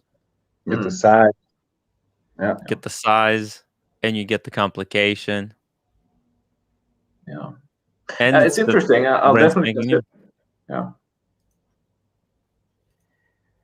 And it was the James Cameron one, by the way. Yes. Okay, good. Yeah, I feel like the size of the James Cameron is like it's an asset. But I feel like, and look, I don't want to seem like I'm being overly harsh at the 42 millimeter Explorer 2. I don't want to seem like I'm bullying it, but I feel like that's an answer to the big watch trend that. Well, I mean, I can't say that Rolex doesn't believe in it because obviously too they've kept up with it, but I personally don't believe they pulled it off. Okay, and but of course with James Cameron, I mean, did they pull it off? Well, in a way they did. I feel like the 42 millimeter Explorer 2 is like a gangly girl that's like really tall but really like weird, right? But the James Cameron is like a supermodel. She's not gangly. She's like tall and beautiful, like an Amazon woman. You know what I mean? Okay, I don't know. But again, I hesitate saying that because I don't want to be overly harsh towards the 42 millimeter. And I don't want to seem like I'm because it's I've made videos where I've like sort of gone hard against the 42 millimeter and yeah, I don't want to go too hard against it because a lot of people really like it, and I don't want to sort of disrespect people's opinions about it. And I don't know. So Yeah, that's just my take on it. But I think that James Cameron is the way to go right off the bat. I think it is. Yeah, that might be of the. Oh, by the way, yeah. What order do you think you'll do those future pieces, Carl? Well, I mean, in a sense, maybe I'm more passionate about the James Cameron. I am looking at it more than I'm looking at GMT adverts. But I mean, on my Chrono 24, I do have both of those sort of saved, and I go in like every day and sort of check what new watches are out there. But I mean, and then when I thought they were going to discontinue the James Cameron now in April, but since they didn't, I mean, I think maybe I bought myself some time there. As well. Yeah. And when it comes to the GMT Master 2, now that it comes on the Oyster bracelet, are you okay with getting the new one? No, I don't. I think sort of when I sent you the email, I think as I sent it, I sort of like the blue and the black combination. Maybe the all black would be better. Okay. The monochrome, or the Pepsi, no, definitely too bright. Okay, I agree. I agree. Yeah. So this is really nice. I don't know. I really like the BLNR because I think that blue is nice, but I find for long-term wearing, months on end, the more understated a watch, the more wearable it is. And so I wonder if this is the answer here. I don't know. Or maybe go pre-ceramic on the black. Yeah. Oh, you if now you you're wanted to speaking do that. Austin's language. What's that? I missed that. Anthony? And you can get all the 3 bezels. Oh, yeah. Yeah, I said he's speaking your language by going. Yeah, exactly. Yeah. Right. Yeah, that would be a way to go. So, all right. We're kind of winding down. So any last questions for Carl, please do it. But let me ask Carl, are there any sort of Rolex watches that you dislike? Is there any sort of like, I don't know why I'm asking this. It's just kind of an interesting question. Are there any that just like you don't do it for you, like the Yachtmaster or the Oyster Perpetual or anything, or the Sky Dweller? That I'm just curious about your. Actually, yes, that's actually a good question. But because when I got the Daytona, it's a brick and mortar shop, but they only sell pre-owned. So they have an inventory, and you can actually try watches on. And they have the Sky Dweller with the blue dial. And I mean, after settling in that I did not like the Datejust 41, the Sky Dweller was like this piece of disgusting. Yeah, that one never, ever. Not if you paid me for it. Wow. That's interesting. Top heavy, weird dimensions, not attractive. It's really interesting because the Sky Dweller is something you never, ever see here in Japan, hardly ever at the shops, but then also hardly ever on people's wrist. I mean, you can usually spot Rolexes, but I think I don't think it's because it's not a popular watch. I think it's an incredibly popular watch. I just think everybody wearing it is like taking limos everywhere, or like, cars, and they're not riding public transport and walking in the streets and stuff like that. But that's interesting. 42 million. Yeah, a lot of people dislike the dial layout of that, and for me, I'm not the whole circular ring. I think that's just a terrible use of space. It's like, yeah. Anyway, I agree with you there. Do any of you guys like the Sky Dweller, Tim or Anthony? I like it on the New Jubilee. There's just something about the It's New better. Jubilee. It's better, a little bit better. Maybe. Yeah, because the New Jubilee, because it's wider. It's just a little bit wider, but it almost feels a little bit like an oyster. It's a mix between the Jubilee and the Oyster bracelet. It's got the best of both worlds, and it really changes the proportion of the watch. It makes it kind of feel smaller on the wrist. It's incredible. Okay. So, Carl, Yeah. Anthony, go ahead. Feel that. I was going to say, I think I can comfortably say that watch doesn't add anything for me. I know it's got some really neat complication with the annual calendar and stuff, but it wouldn't get wrist time over some of the other stuff I have just based on, just on that alone. I don't need to know what month it is. And all my other watches are really good at doing other cool things. So I'd say it's a cool watch, but it's probably not for me. Interesting. Okay, cool. So, Carl, any last questions, statements before we wrap it up? Yeah, well, the Seiko Monster, that was I had a black face Seiko Monster Classic. Why I got it, I think, since childhood, my oldest friend, his father was always into watches, buying watches at auctions and stuff. So I had sort of an idea of the automatic movement and stuff. So I think I got it. And actually, that was also when the eBay and online sort of smaller sellers were sort of coming on. This was mid 2000s somewhere. And so sort of I think I got a good price on that one back then, so that's why I got it. And the Squale and the Inspiration, it's a 3-letter book, yes. Who? A 3-letter person. Your question. Yes. Hey, he there are many victims, so there's no shame in being a victim. It's just you escaped, and that's the important part.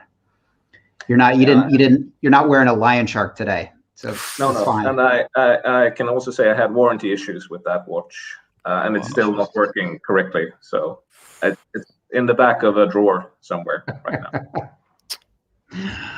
That's what we like to hear. All right, Carl, did you feel like you got your money's worth? Most definitely. Excellent. Thank you very, very much.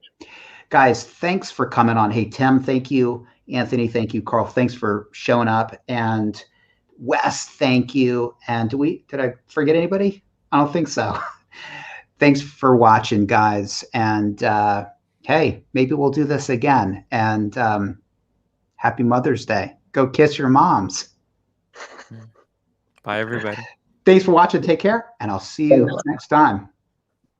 Take care. All right, Tim, how's it going, man? We're